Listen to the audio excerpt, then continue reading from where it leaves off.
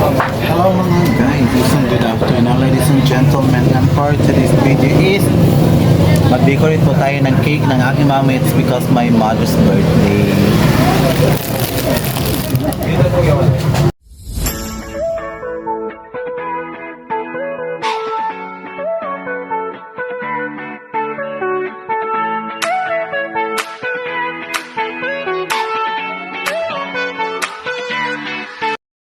So, ayun nga, nag-prepare na po tayo ng ating cake at kinuha ko po siya dyan sa may ref.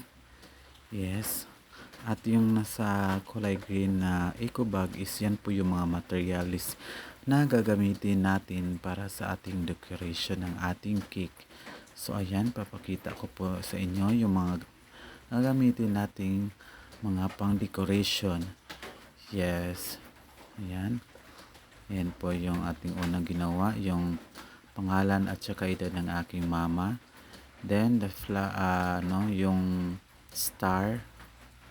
Yes, pagkatapos ko nilagay yung dalawang star is yung violet na flower. Then nilagyan ko rin siya ng dahon.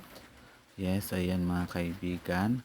Pagkatapos naghanap ako ng ibang pwede na aking ilagay, pero parang feel ko OA naman siya, so kaya ayan, nagkati muna ako ng mga flower kasi nga nagplano ako na ilagay dyan, pero parang exads naman siya.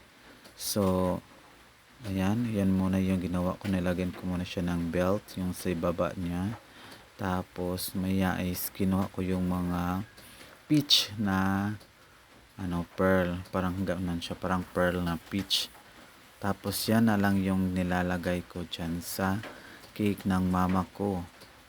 So ayan yung mga flower nilalagay ko, pero hindi ko na talaga siya yan. Umpisahan ko na siya.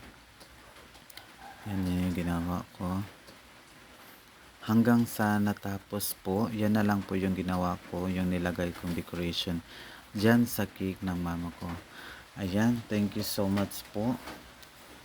Sana po hindi po kayo magsawang pagsuporta sa akin at pag-subscribe ng aking YouTube channel, Hawak Kamara TV.